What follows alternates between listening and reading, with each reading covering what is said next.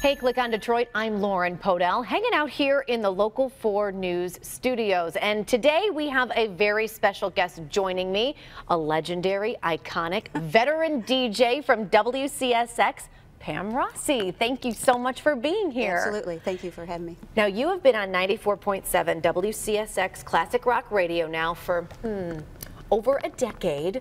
Wow, when you put it that way. We don't want to age you, Pam, or anything, but you have had a long career here in Detroit rock radio and classic rock radio, of course. So tell people a little bit about your radio history. Of course, you are the voice of Over Easy that kicks everyone off on Sunday morning, and this has become such a huge part of people's everyday lives. Oh yeah, I hear that all the time. You know, Sunday mornings I wake up, get my cup of coffee, my newspaper, put the feet up, or take a dog for a walk while listening. That's pretty typical. Now, for those of our viewers and watchers here on Click on Detroit that haven't listened to Over Easy, describe the show. What are people experiencing when they wake up on Sunday mornings? Well, what you're going to hear, because it is a classic rock station, I just go a little deeper into the classic rock genre. Play the deeper cuts, play the tunes that you don't hear during the regular formatting, and gear a little more on the singer-songwriter side, so it's a little lighter than the normal format. And I feel like a lot of people love listening to that type of show because it just takes them back, you know? Yeah. Like the way you describe it, kick their feet up, coffee, newspaper, radio. That seems so like old school, doesn't it? It does, it does. But thank goodness people still enjoy doing that and tune it in, I mean, if they're even in the car, it's a nice way to ease in the day, whatever. Right. So it's nice and mellow. And of course, when you're talking about musicians, they have so many layers. They have so many stories to tell. Yeah. Oh, yeah. So that's part of the reason why you do the show. And I'm assuming part of the reason why I've got this big old book here on my lap called Conversations with Pam Rossi. So tell me where the inspiration to put a book together came from. Well, it was from the listeners, basically.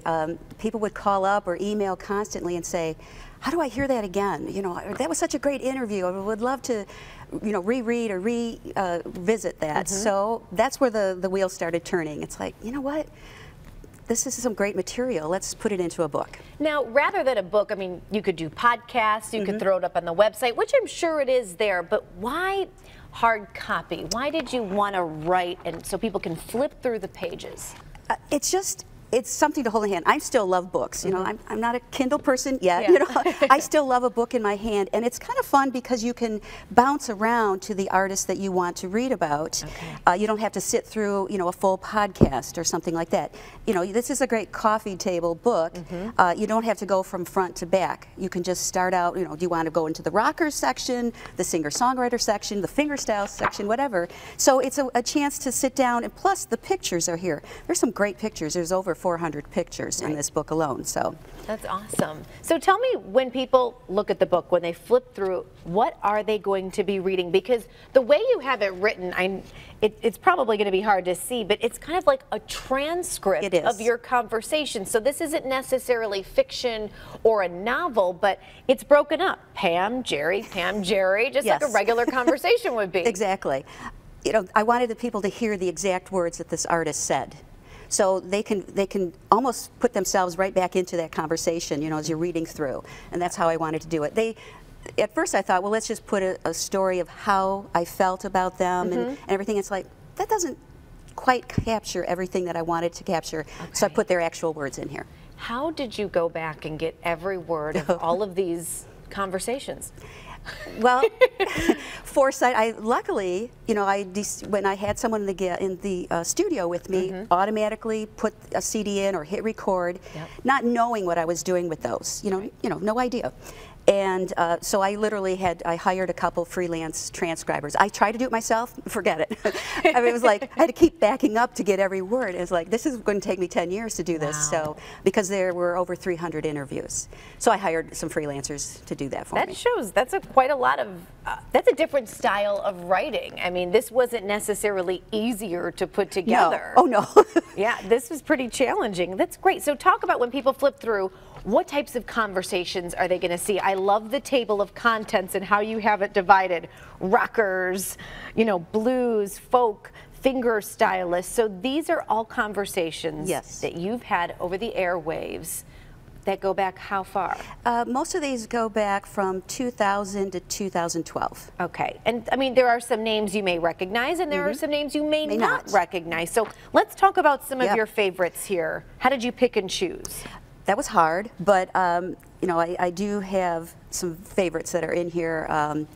Jeff Daniels was hilarious. I loved talking with him. He's always, you know, fun to be in the studio. Well, yeah, local guy. Local guy. Let me flip to page 259. I love here he was talking about his theater days at Chelsea High School and how one of, let's see, I got into that little company and one of the directors was from New York who is picking up a check in Ypsilanti, and at 21 he said, you should come to New York. Yes. So that was kind of a breakthrough moment right there for him. Absolutely. And what's nice is people reading that may never know that about him. So there's a lot of history with these musicians in here.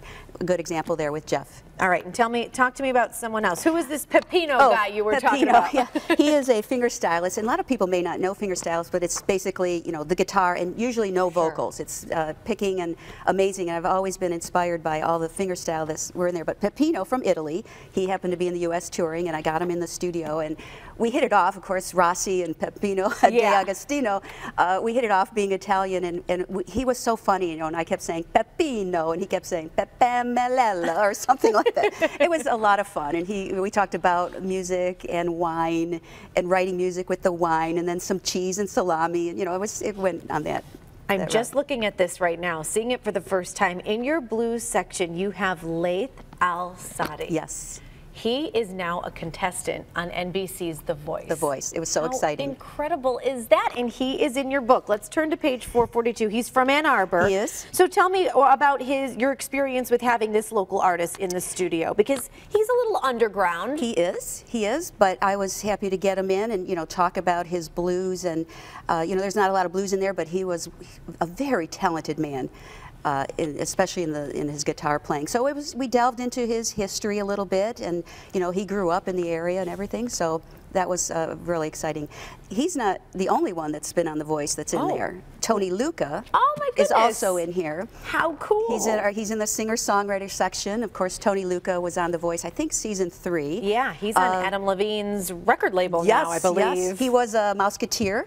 And he talks about that, being a Mouseketeer, the second wave of Mouseketeer with Britney and who else was it? Christina Aguilera, Justin Timberlake. Yes, the whole, yeah. So he talks about that. He's also local. I mean, he's from this area. He's not still living here, but so yeah, a couple of Voice people on there. Now, any of these people that you've interviewed, do you remember any of them being like an awkward or a tough interview to get through, or what? Actually, yes.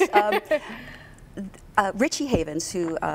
I'm blessed that I got to talk to him before he passed away. Richie Havens, of course, he opened up Woodstock in 1969. Wow. We talked about that. He wasn't supposed to be the opening act, and we talked about that, how he became the opening act. So it was really cool listening to him, how that came about. But he was one of those, it was a phone interview, so I wasn't seeing his face, and he was going off in different, he was deep, let's just say deep. Right. And I was like, I had to just listen because I had no idea what he was saying. But then it all kind of came together, and he wrapped it up, you know, whichever thought he was on at that moment. But there were many times I didn't interrupt him because I didn't know where to go with it. I was just letting him talk. So that was a little strange, but it was a great interview, and I'm so glad I have this in the book. And obviously, I mean, your life is about having conversations, telling stories, speaking to people over the radio. So now, I mean, how does it make you feel, Pam, that you have part of your life's work right here written in this book? Well, it was a roller coaster ride up and down to put this in. So I'm very proud of this. I'm very excited about it, and I just hope people are excited about it as well to see what we've put together here. And what do you hope people take away from reading this book? Knowledge, or just have some fun, or you know, what's the goal? Everything. It was just, there's so many great conversations. It was so, you know, I've learned over the years, I've found some great gems, local or national, independents, and I wanted to share that with the people. So I know when people are going to read it, they're going to learn a lot. They're going to have some laughs reading this. They're just going to find new artists that they may never have heard of before, and they'll be able to do that through this book. So we've got a big release party coming up for Conversations with Pam Rossi, so tell us a little bit about that.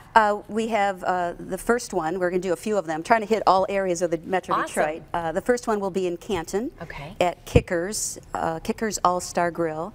That's going to be March 12th, and starts around 4 o'clock. So, and each of my releases, I have an artist or 2 or 3 from the book that will be there that will play a few songs. So the first one, I'm actually Dick Siegel, who plays the Angelo's theme song for the show, which is he's been doing for 20-some years. Awesome. He'll be there. So each event I'll party. be. That's the plan. Right. It's not just a book party. We're going to have music and rock stars and all that kind of stuff. And I'm going to talk about the book a little bit, and of course book signings and stuff. So looking forward to that. Awesome. So the very first one is March 12th. All right, and we'll end on this. Do you have a favorite interview? Oh. Favorite conversation?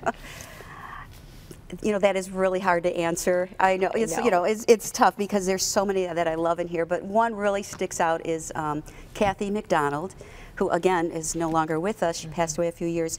She was a backup singer for the Stones and Leon Russell, and she sang with Ike and Tina Turner. And the stories were great, and we were laughing so hard, and I was so intently listening to her. Completely blew a stop set, which is commercial set. It was like, yeah, and you know in the business, it's like, I mean, I was listening to her so intently, we were laughing, and she was telling these great stories that that one kind of sticks in my head.